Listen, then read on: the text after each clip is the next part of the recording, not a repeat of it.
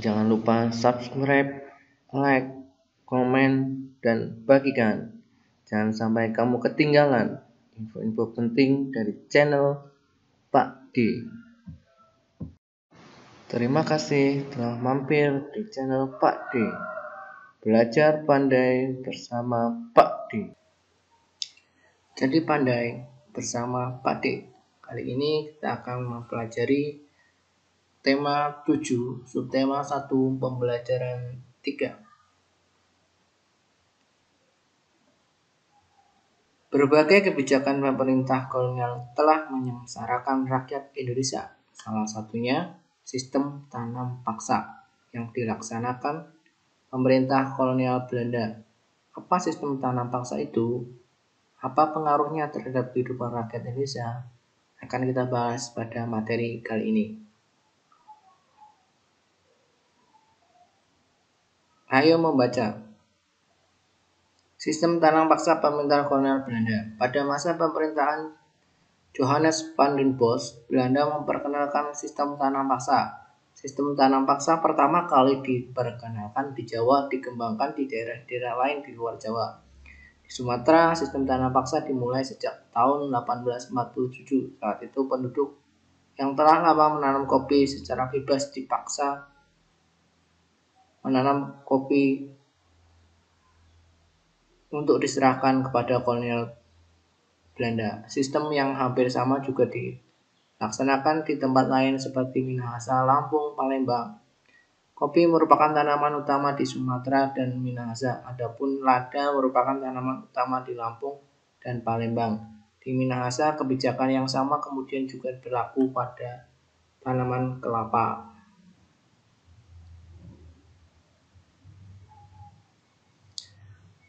Pelaksanaan tanam paksa banyak terjadi penyimpangan diantaranya sebagai berikut.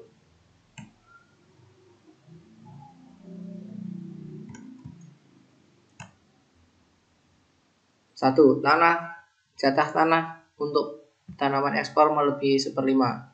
Jadi yang diserahkan petani harus menyerahkan 1/5 untuk tanaman ekspor. Yang kedua, rakyat lebih banyak mencurahkan perhatian, tenaga, dan waktunya untuk tanaman ekspor. Jadi rakyat banyak menanam tanaman-tanaman ekspor sehingga sawahnya tidak sempat mengerjakan sawah dan ladang sendiri. Rakyat yang tidak memiliki tanah harus bekerja melebihi 1/5. 1/5 itu sekitar 72 hari. Untuk pelaksanaan tanam paksa ternyata melebihi waktu tanam padi 3 bulan. Kemudian setiap kelebihan hasil panen dari jumlah pajak harus dibayarkan kembali kepada rakyat. Kegagalan panen tanaman wajib menjadi tanggung jawab rakyat. Harusnya ini menjadi tanggung jawab kolonial, tapi oleh kolonial menjadi tanggung jawab rakyat. Ini kan membuat rakyat menderita. Adanya penyimpangan pelaksanaan tanam paksa membawa akibat memberatkan rakyat Indonesia. Akibat penyimpangan pelaksanaan tanam tersebut antara lain banyak tanah yang terbengkalai sehingga panen gagal, rakyat makin menderita, wabah penyakit merajalela, bahaya kelaparan melanda di Cirebon dan memaksa rakyat mengungsi ke daerah lain menyelamatkan diri. Kelaparan hebat juga terjadi di Gerobokan mengakibatkan banyak kematian sehingga jumlah penduduk menurun tajam. Tanam paksa yang diterapkan Belanda di Indonesia ternyata mengakibatkan aksi penentangan berkat adanya kecaman dari berbagai pihak. Akhirnya pemerintah Belanda menghapus tanam paksa secara bertahap.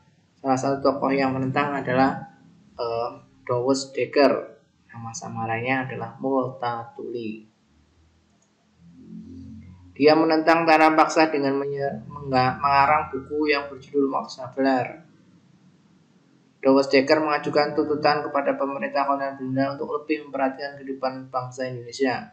Karena kejayaan negeri Belanda ini merupakan hasil tetesan keringat rakyat Indonesia. Dia mengusulkan langkah-langkah membalas budi atau politik balas budi. Yang pertama dengan pendidikan, kedua membangun saluran pengairan, 3. Memindahkan penduduk dari daerah yang padat ke daerah yang penduduknya jarang atau transmigrasi. Anak-anak untuk ayo berlatih. Ini cara mencari kata, arti kata dalam kamus. Yang pertama, pilihlah sebuah kata dari daftar kosakata, misalnya pilar. Kamu cari huruf yang depan adalah P, ya. Kemudian diurutkan, kemudian P, kemudian IP. Nanti akan cari lagi pil, nanti akan ketemu pilar. Gitu. Ini jadi mencari di kamus besar seperti itu caranya. Ayo menulis. Pahamilah bacaan di atas, tulislah informasi penting dalam bacaan ke dalam kolom-kolom berikut dengan menggunakan prinsip apa, di mana, kapan, siapa, mengapa, dan bagaimana. Yang pertama, apa tanam paksa itu? Tanam paksa adalah sistem yang digunakan Belanda untuk memaksimalkan tanaman ekspor yang dipaksakan kepada rakyat pribumi. Siapa yang menerapkan tanam paksa? Pemerintah kolonial Belanda. Di mana tanam paksa dilaksanakan? Pada awalnya di Pulau Jawa, kemudian Sumatera, dan lain sebagainya. Bagaimana tanam paksa dilaksanakan? Kalau tidak ada pelanggaran-pelanggaran, sebenarnya sama-sama menguntungkan, ya. Cuma banyak pelanggaran-pelanggaran yang terjadi. Bagaimana tanam paksa dilaksanakan? Dilaksanakan dengan banyak pelanggaran-pelanggaran sistem tanam paksa. Tadi ada lebih dari 1/5, kemudian kerugian dibayar petani, kemudian yang tidak punya tanah suruh bayar bekerja selama 1/5 tahun gitu. Apa akibat tanam paksa? Rakyat kelaparan, menderita. Siapa yang menentang tanam paksa? Dousteker atau Multatuli. Tahukah kamu rakyat Indonesia terhadap pemerintah Belanda? Menjelang kedatangan bangsa Eropa, masyarakat di wilayah Nusantara hidup dengan tentram di bawah kekuasaan raja-raja.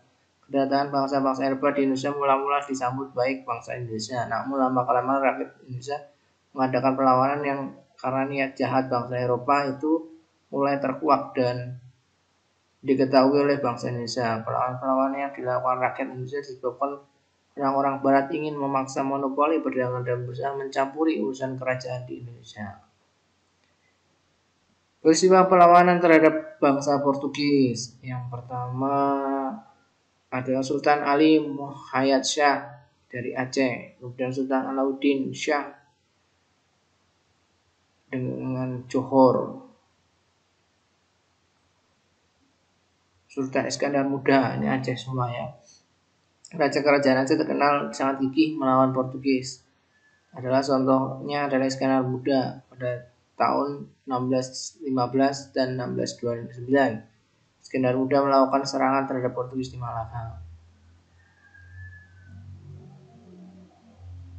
Pada awalnya Portugis diterima dengan baik oleh raja setempat dan diizinkan mendirikan benteng, namun lama-kelamaan rakyat Ternate mengadakan perlawanan karena Portugis serakah dan ikut campur dalam pemerintahan, membenci agama rakyat Ternate, bersikap semena-mena. Rakyat Ternate dipimpin Sultan Hairun bersatu dengan tidurnya melawan Portugis sehingga Portugis terdesak. Pada waktu terdesak, Portugis mendatangkan bantuan dari Malaka dipimpin Anthony Galvo sehingga Portugis mampu bertahan di Maluku. Pada tahun 1565 rakyat Ternate bangkit kembali dipimpin Sultan Hairun. Portugis berusaha menangkap Sultan Hairun, tetapi rakyat bangkit untuk melawan Portugis dan berhasil membebaskan Sultan Hairun dan tawanan lainnya. Akan tetapi Portugis melakukan tindakan licik dengan mengajak Sultan Hairun berunding. Dalam perundingan Sultan Hairun ditangkap dan dibunuh. Perlawanan rakyat Ternate dilanjutkan di bawah pimpinan Sultan Baabullah, putra Sultan Hairun. Pada tahun 1574 benteng Portugis dapat direbut. Kemudian Portugis menyingkir ke Hitu dan akhirnya menguasai dan menetap di timur-timur sampai tahun 1975. Berdasarkan bacaan di atas, sejarah kolom-kolom berikut sesuai dengan informasi yang kamu dapat dari bacaan. Alasan Ternate melakukan perlawanan karena banyak rakyat yang menderita. Bangsa Portugis melakukan monopoli, kemudian memaksakan agama. Pimpinan rakyat Aceh dan Ternate melakukan perlawanan. Tadi ada Sultan Ali Mahmud Syah, ada Sultan Alauddin Hidayat Shah, ada Sultan Iskandar Muda. Kemudian untuk Ternate ada Sultan Hairun dan Sultan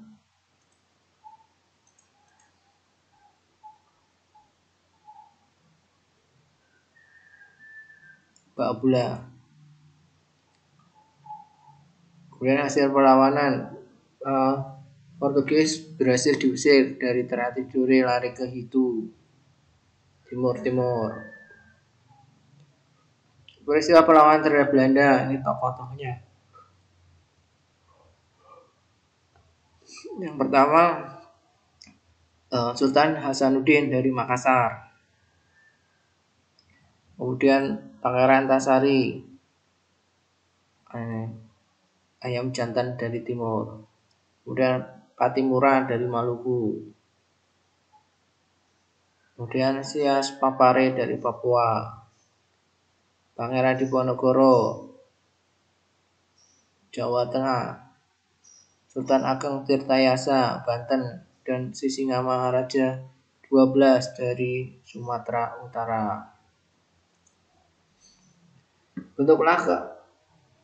Bentuklah kelas menjadi 7 kelompok sesuai dengan jumlah tokoh pada peta tematik di atas. Bagilah satu tokoh kepada satu kelompok, bisa dengan diundi. Setiap kelompok mencari informasi tentang perjuangan para tokoh. Tadi ya udah sebutkan ya. Misalnya tadi Pangeran Diponegoro, asal daerah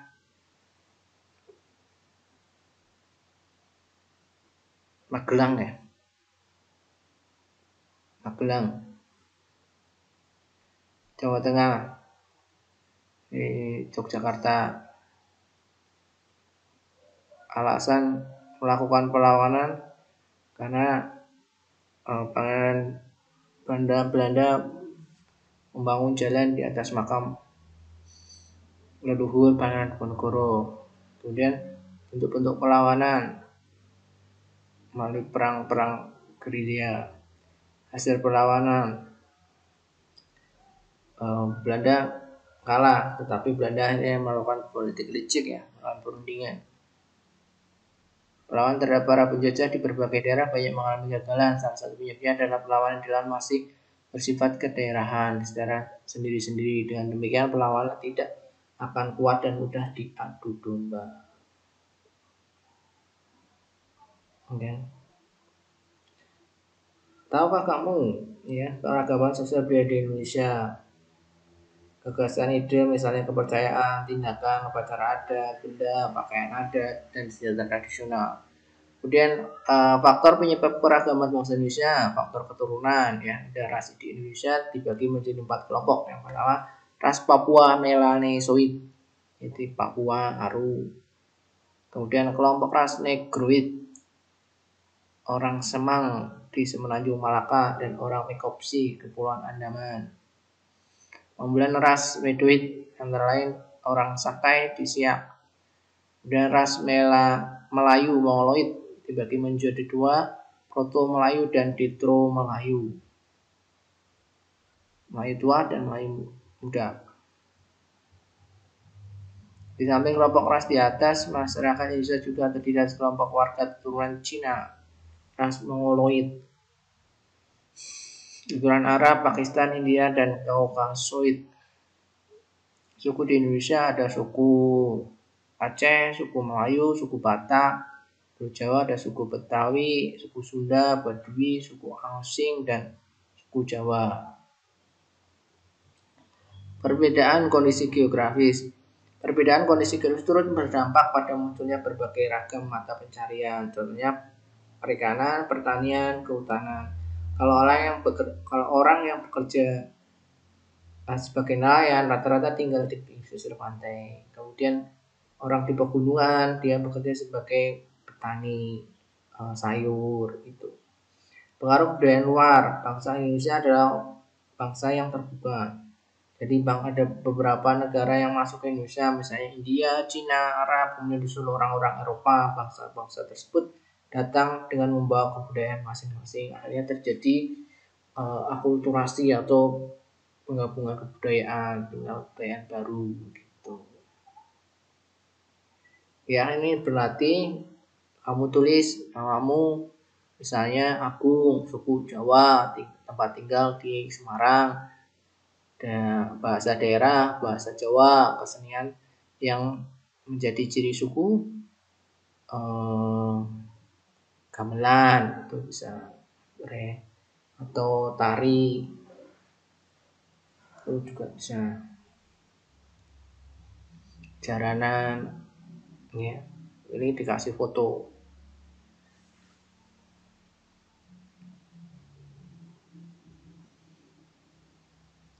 Ini buat petanya. Ini suku-suku di Pulau Sumatera, ada Aceh, ada Gayo, kemudian suku di Kalimantan ada Dayak, suku di Sulawesi Makassar ya, Ternate Tidore, suku di Kepulauan Maluku. Ini Maluku ya, Ternate Tidore Maluku ya. Kalau Sulawesi di Makassar itu ada Sulawesi di Makassar ya. Kemudian Papua ada Dani. Kemudian suku di Pulau Bali, suku Bali. Kemudian suku Jawa ada Madura, Tengger, Baduy, ada ada Banten, Baduy ya. Kemudian Betawi, Samin, Jawa. Demikianlah pembelajaran kali ini, tema 7, tema 1, pembelajaran 3. Jadi pandai bersama Pak D.